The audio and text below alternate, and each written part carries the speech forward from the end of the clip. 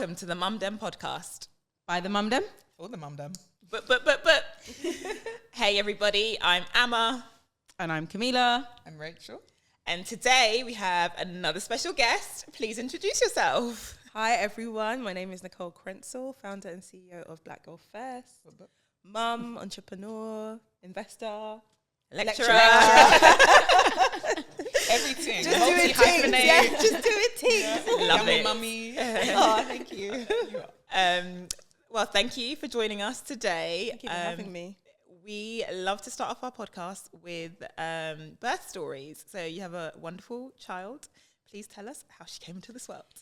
So I actually have a really positive birth story, guys. Yes, like lovely. it is beautiful. You can always apologise for having good birth stories. Lovely. No, do you know what? It's true. It caveats a really traumatic loss. So I think God blessed me with a lovely positive story. And it was equally because I was really adamant on making sure that I had the best experience. One part anxiety and constantly worrying about all the things that can happen. Another part also trying to let God. But I feel like the way that Sienna came into this world, it was really beautiful. Like I had a planned C-section. I knew that I wanted to have a C-section. I was also really open to having a natural birth. But you know when the doctors are constantly telling you, you've got a high-risk pregnancy, and when I did I did lots of hypnobirthing classes. And I remember it was almost like preparing me for what was deemed as the scariest thing. And the scariest thing for me was a C-section, because I was like, oh, getting cut open, like, wow, no. Yeah, it's a big thing. And when I did lots of the hypnobirthing classes, it actually weirdly made me feel less scared about the scariest thing. So I became so open to wanting to do what felt like the scariest thing that I was like, yeah, let's do a planned C-section. And I kid you not, it was the best thing I ever did. And I know that C-sections don't get the best rap. People always think it's the easiest way out. It's 100% not. Like, right. And I was just like, and I've obviously heard stories about people who have emergency C-sections. And even though it's the same procedure, it is a different experience, right? So I knew that I wanted to feel in control. I also refused induction, which everyone was like, what? Okay. Like, oh yeah, you can do that. And I was like, yeah. I never forget, I wanted to watch the finale of Love Island at home. And when I asked them, priorities. I was like, when I asked them, I was like, oh, so like, how long will I be induced for? They were like, maybe like 3-5 days, I'm not sure. And I was like, wait, the Love Island final is about 4 days. And you don't even know how long I have to, like, how much do I have to pack? Like, there was no, it just annoyed me, the fact that it was just, oh, we're going to poke and prod you, and we don't know if it's going to work. And if it doesn't work, C-section, and it's like, wait. So when I refused it, and I was like, you call me when you got a bed ready, yeah? I'll come in. So actually, it was really funny, because I really wanted Sienna to have the name Ajua on Monday. Doctor called me on Tuesday. She was like, are you ready? I was like, okay, there's another Abner in the world, like, it's fine. I'm Abner as well, but yes. So the doctor called me up and said, if you're ready, come through. I was at UCLH. I remember putting on social media, because I was kind of closer to where I was, I'm based in E17. And that's where I had the really kind of traumatic experience. And I said to myself, I do not want to give birth in the same hospital where I lost my first child. And then I put on my socials just being like, can anyone recommend a really good hospital? Loads of women said UCLH in like Warren Street, Euston, really brilliant hospital. It feels very private, even though it's NHS, and they have like a whole private wing. And this girl that I know from school, she's also like a content creator, Liv Madeline, she's amazing. She actually reached out and she was like, I'm a midwife. Oh. I was like, girl, I thought you were doing content. She's like, I'm a midwife. I was like, and she was like, let me fast track you. I'll put you up, put all the information in. Okay. I'll get you onboarded. She gave me a tour. I had a couple of antenatal sessions there. And then, the doctor called me up and said, if you're ready for the C-section that you've planned, come on in, pack my suitcase. Kwame had the tunes ready to go on a playlist. We kind of sat in the scrubs. He got in his scrubs. I was just kind of sitting around. It was really peaceful, really nice. They kind of prepped me up, got everything ready. And they were like, yeah, we're ready to go. Went into the surgery room, and everyone was like really chilled, really nice, really kind of checking in, and I was okay. And then like the head surgeon walked in, and she was a black woman. Oh. And everyone was just, she was like head poncho in charge, right? Everyone was just like, everyone stayed quiet. When she was doing her briefing, she walked in, I was like, Love it. You're like, yeah, I was gassed. Yeah, Also, yeah. the epidural was making me feel like all the things. So I was like, oh, what? And yeah, and then the C-section happened pretty fine. It was pretty smooth. Baby came out. In fact, she had to be forceps out because she wasn't ready. She came out and then she went right back in. Oh, wow. I said, girl, like the world is a gutter, you know what I'm saying? Like, stay where you are. Stay where you are. She just kind of pull her back in, pull her back out. And yeah, then she came out crying. It was beautiful. And I was very much just kind of like, I can't believe it's happened because 24 hours ago, I was just lying at home, like, Watching Love Island. like, and now I'm here. Like, this is so surreal. Yeah. But it was a beautiful moment. I got lots of cuddle time, a lot of skin to skin time.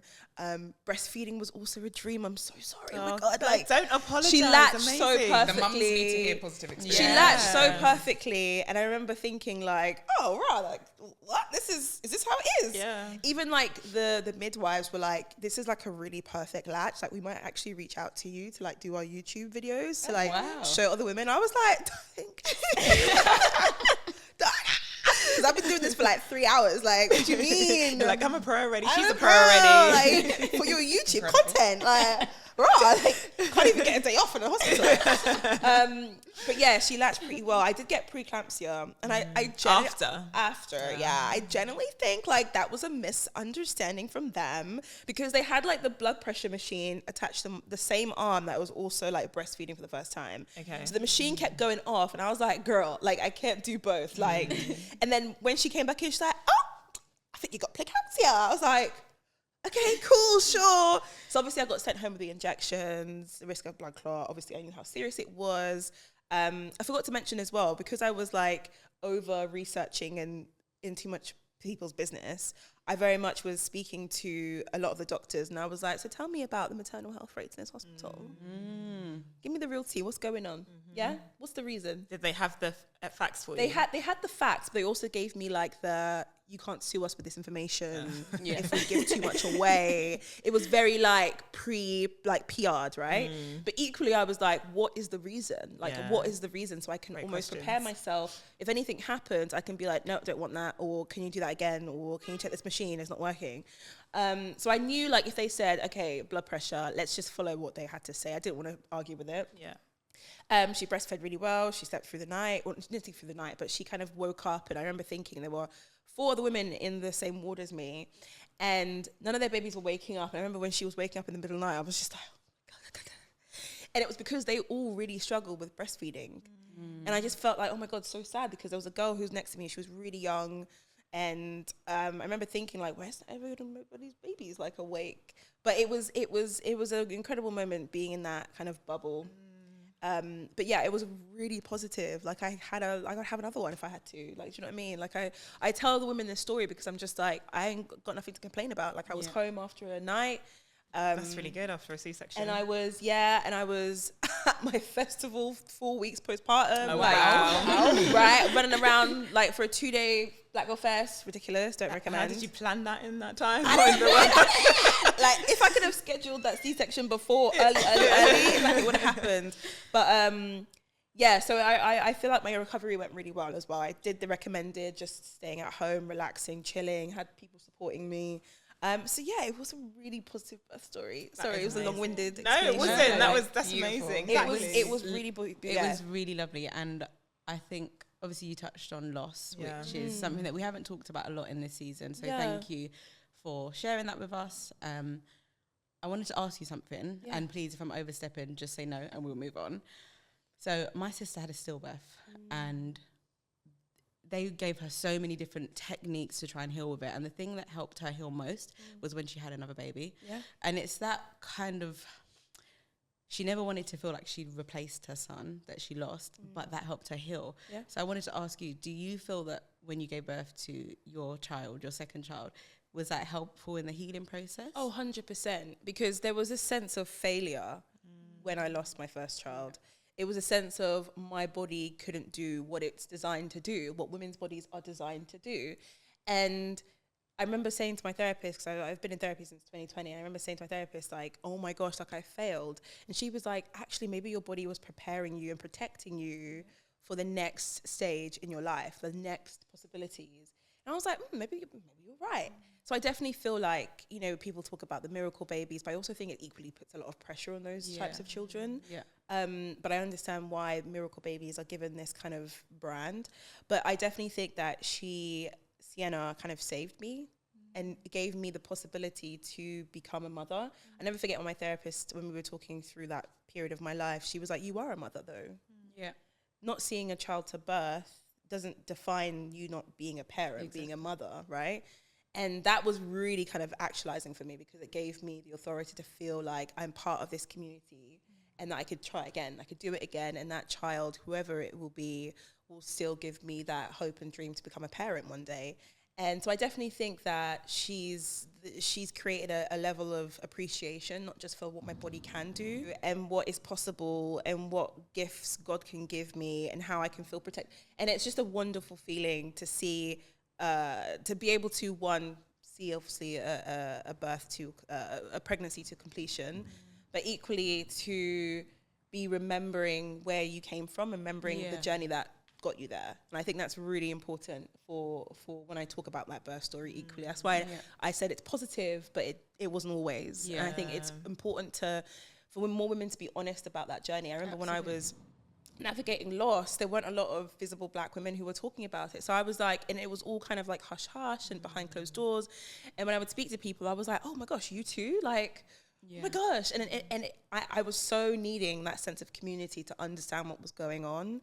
It could be really lonely. It could be quite self-inflicting. And so looking for people who will honestly talk about that and feel unafraid to share that story, I think is just really powerful.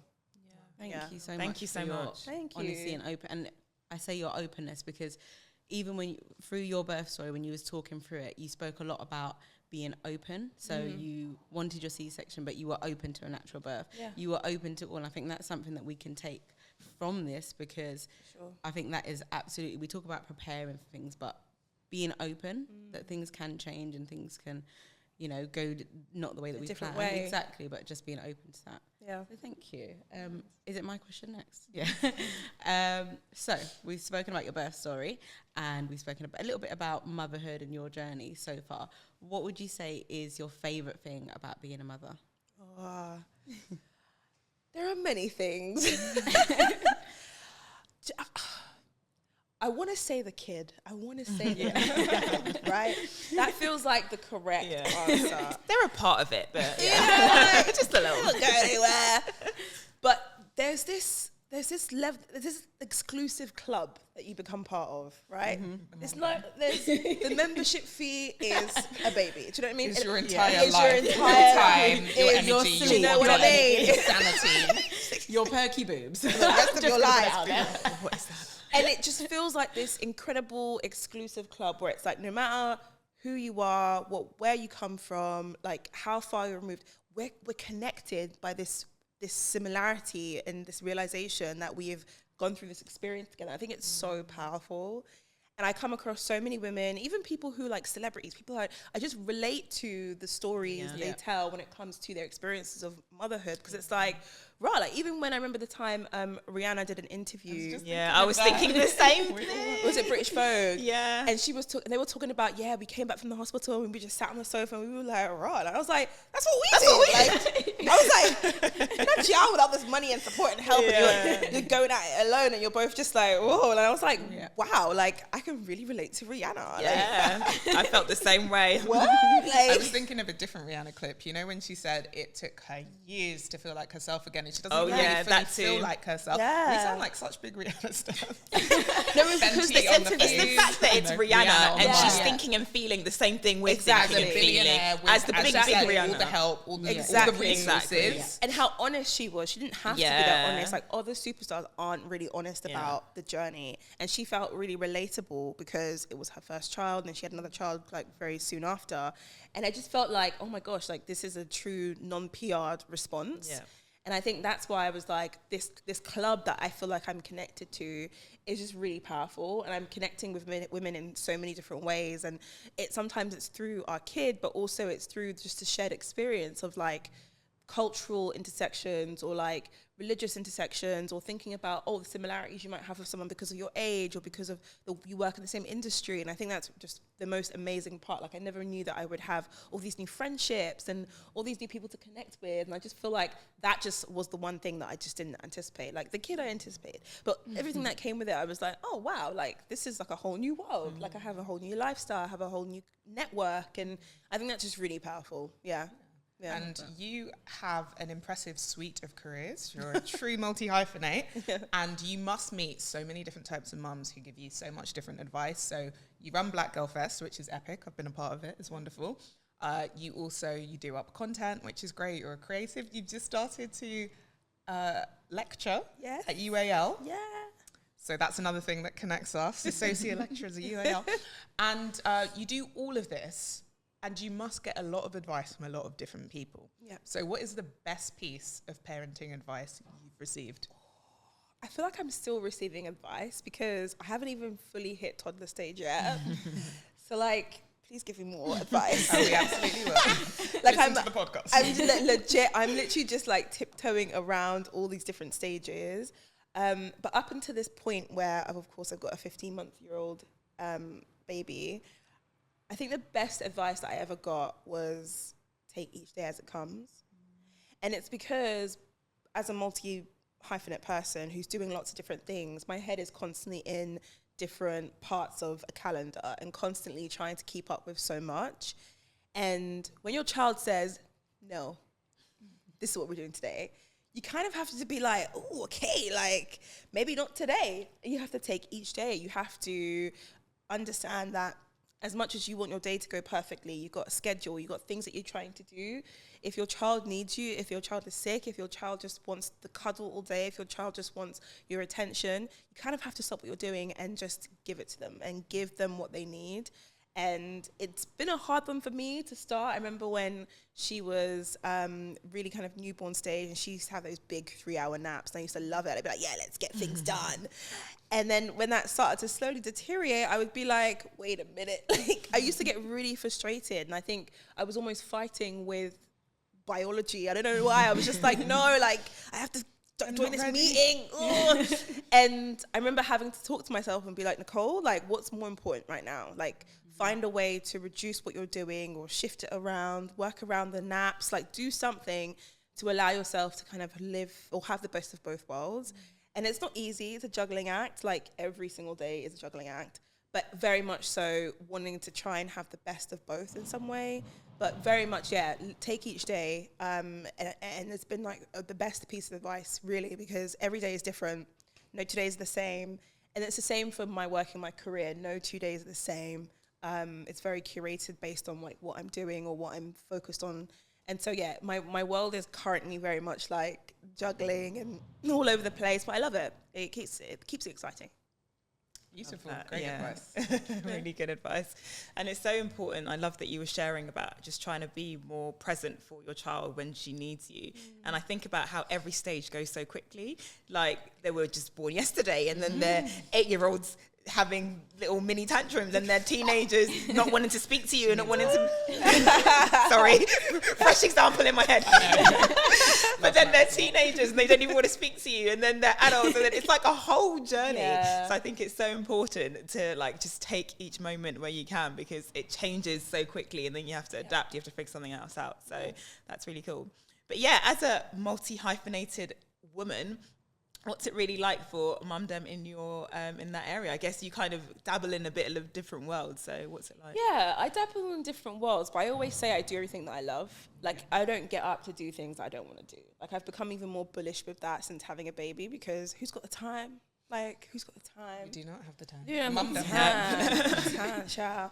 And I'm very much like, if I'm not doing what I love or what I'm passionate about, then what's the point? Yeah. Like, time is so precious. Yeah. Why waste it doing things that don't excite you?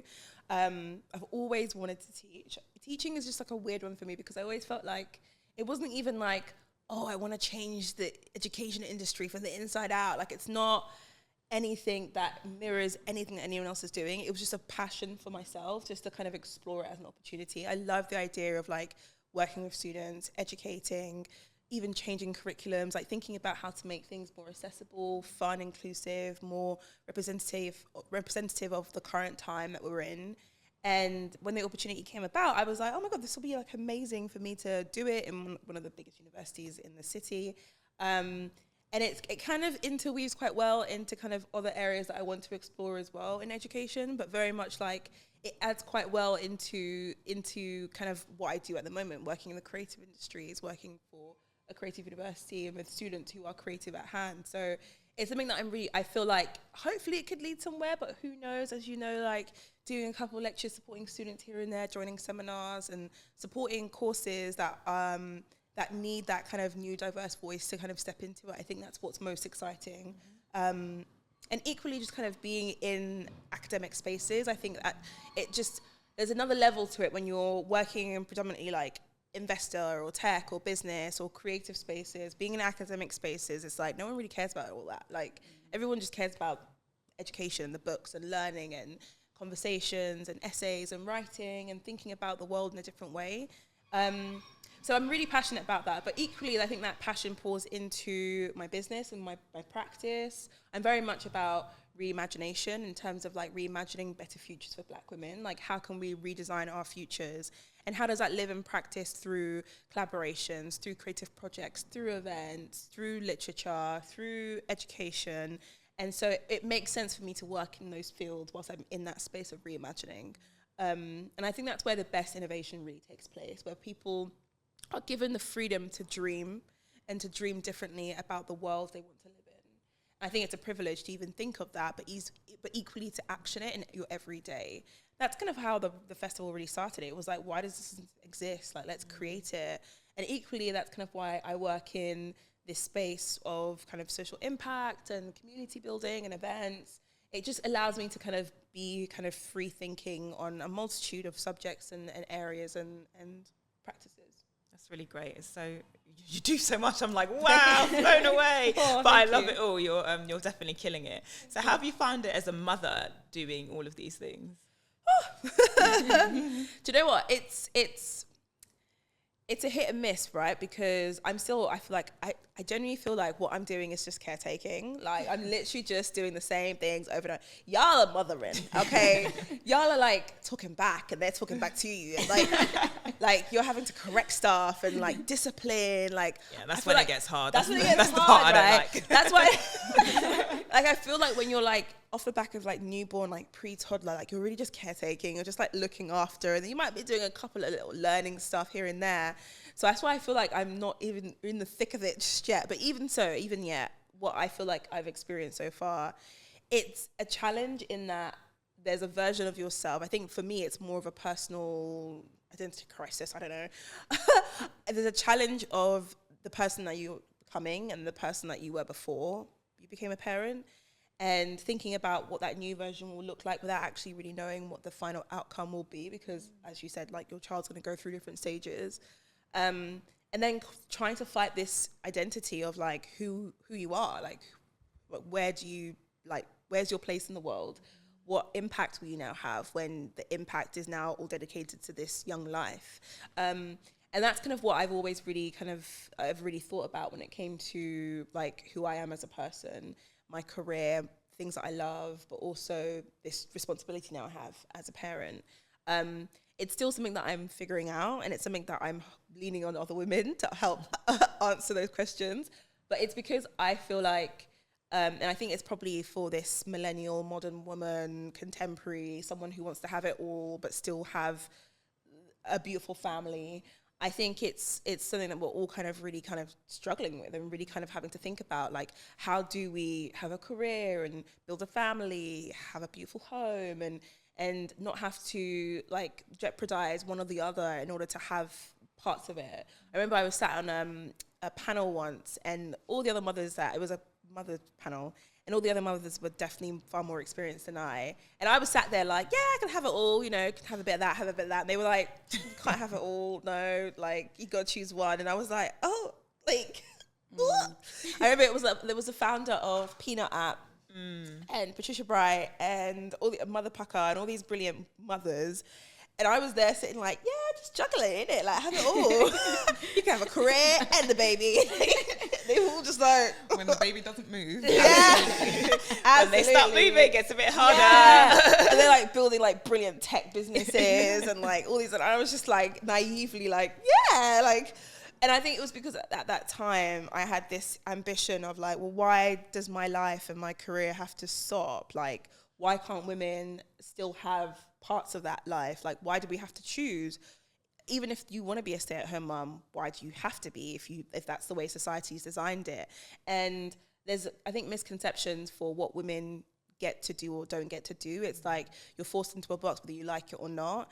And it's because of the way the world is designed, right? I remember Kwame had a partner, he had about 2 weeks maternity leave. Then he added like holidays on top. So he made it about like 5-6 weeks, and he worked from home for another week, so it was like 7 weeks.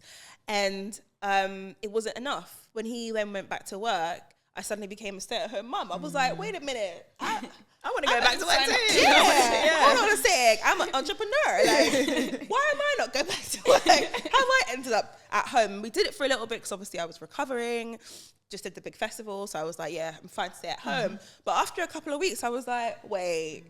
And it was because, like, the systems that we're in, he had to go back to work in his office, and I was at home. And because I work for myself, I could be at home. And that's all fun and games until you actually have to get work done, but you can't because you're at home with the baby alone.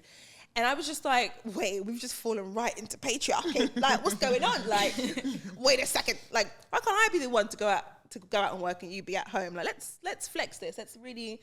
And so we've been really exploring like just untraditional like setups, really. Like how do I get to now have the career moment and you stay at home for a little bit? Mm-hmm. How do we do that for a small segment? And then when she's in school, maybe we both now have a career moment. How do we travel more? How do we build a life for ourselves that is untraditional to the T, but still allows us to have a safe and happy household? And I think that's something that I think maybe most women in my generation are definitely exploring, because the 30-somethings are now like, oh, right, I've got to have a baby, but also I love traveling and having a career. Like, how do I have it all? So I think lots of people have said to me, like, oh, it's so great to see you, like, do this and do that. And I was like, yeah, wherever I can bring the baby, I'm taking the baby. Yeah.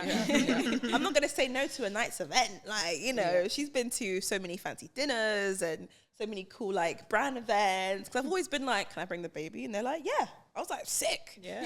And to it most makes places, them comfortable in those spaces. Yeah. right? Yeah. And now she's like really comfortable around lots of people, noise. Like I would take her everywhere, even to like meetings, corporate meetings. I'd be like, I'm bringing the baby to the office. They're like, yeah, sure, like cool. So like, it's nice knowing that I could flex and still do the things that I need to do. Like, and to this day, like I'm flexing with like around nap times, or, you know, well, today we can't go soft play, but let's go around central London whilst I run around to all these meetings. And, it's just what we have to do to get it done, essentially. Yeah. Absolutely. Okay, so we're moving on to your last question, but before we do, I just wanted to say, it's so nice to hear how clear you are on like your vision and what you're working towards. It is so refreshing to, like, I look forward to your future, because I'm like, he's going to bring some great things for us. Yeah. Like reimagining Black women, all of that, that is really going to bring some powerful stuff. Yeah. And you spoke a little bit at the beginning when you were talking about motherhood, and you said, no, you guys are mothering, I'm just caretaking. And I just wanted to say, I get what you mean, but please You're still don't mothering, ever, babe. you are mothering. Like, Discount from the it. minute you, even from before, when you started to prepare and you started to look at, you know, C-sections and hypnobirthing, and then you had your baby, and you spoke about, previously you spoke about, you know, when you're doing something and your baby wants your attention, you're giving them cuddles and you're taking them around central London, you're putting them in those environments, you're singing to them, you're talking to them, you're doing the sound effects. All of that is mothering, and all of that. Because I make random sound effects. Even though my baby's not here, I'm so used to being like, she's like, choo-choo. I'll just do it. It's like a tick. So embarrassing. But all of that is mothering. Like, you are you're saying I'm not in the thick of it. You are in the thick of it, and it sounds like you're absolutely smashing it. So please give yourself that credit. Yeah. Don't. Yeah, it changes. It's changes. not, it Exactly. becomes physically slightly It's less different. demanding, emotionally a lot more demanding. Exactly. But they're different, Yeah. different So challenges. you Different are, and challenges, these points here, like when your baby is, you said 15 months. Yeah. This is so important. Yeah. The love that the baby's getting from you, the attention, all of the stuff you're doing, the experience. I always say, my children, like one of my biggest things in parenting is experience and exposure. So just taking them to somewhere where there's lots of noise, taking them to an office, taking them to a fancy restaurant with lights and flowers and whatever. You're doing so much and you don't even realize it. So give yourself that credit, please. You are mothering. And you're doing it. She's on motivation. Yeah, You're hitting the heartstrings like, raw. Wow, I feel really empowered. I do really feel really empowered. Like, she's not a caretaker. She's not. Like, that was in my mind. I was like, I can't let her get away with that comment. No. You say, No, I hear it. just want to say, I know, I'm you like, know it's okay, let me coming. sit down and take I'm notes. sorry. Take notes. I'm not going to allow that. Not my watch. See how Kamilah is mothering the Mum Dem. Yeah, for real. Okay, Thank final you question. so I'm much. looking at time. Final question. Hold on, what's the final question? Oh, yes. So, what should we be teaching our children about creative entrepreneurship? Like, what you're doing? What should we be teaching children? There's a lot of things, you know. I definitely think that in the world that we're in, we've seen lots of clout, brand-driven activations. We've had a very quiet Black History Month. Yeah. A lot of it is due to the lack of brand involvement, the lack of brand support, activations. People aren't getting brought in. And I always say, do you need them? You know, do we need them? And I think it's because from the monetary perspective, lots of people are relying on like the income that moments like Black History Month or Women's History Month has. And it just showed to me anyway, the reliance and the power that brands have had over the art, over the creativity. And the way in which they dictate and steer the moments where this is literally the month that we're supposed to be celebrated and you lot aren't doing anything. What do you mean? But it's because we've relied on them so much to tell us about our special moments. And we shouldn't have to. And unfortunately, the creative industry is really dominated by that. It's really dominated by the way brands tell stories of us. And I just feel like for young people, young creatives, my advice is to kind of remove that. Like, how do we tell stories about our community from our own voices? And as much as it's amazing to have like brand logos like steered across all your work, actually sometimes it's nice to just work with your peers. I always talk about art for art's sake, like creating art and creativity from your passion, from your core, not because a brand has paid you like thousands of pounds to do it. And I think it's definitely in a generation that we're in, it's skewed the type of work that we're seeing. Everything just looks and feels the same. I love to see people working alongside each other and actually creating because they just love it. And like it was back in the day, actually, before brands started jumping on things that were trending or cultural moments. And I definitely feel that the younger generations who are coming into this industry, it's really important for them to remain authentic and to tell those stories and those voices themselves, as opposed to waiting for the brand to come to them to say, we're coming to tell your story. Because we all know very quickly and very easily they can turn around and be like, we're done telling your story. We don't want to hear from you anymore. Like, this is it, bored, on to the next one. But then that leaves those communities out of pocket, unheard, unsupported. And I just feel like there's because of that reliance, there's so many communities that haven't been able to flourish or haven't gotten the right attention or unfortunately have had to close down. And I think that we have to really kind of take that ownership back. And I think the Black History Month that just went is a real testament to why that needs to happen.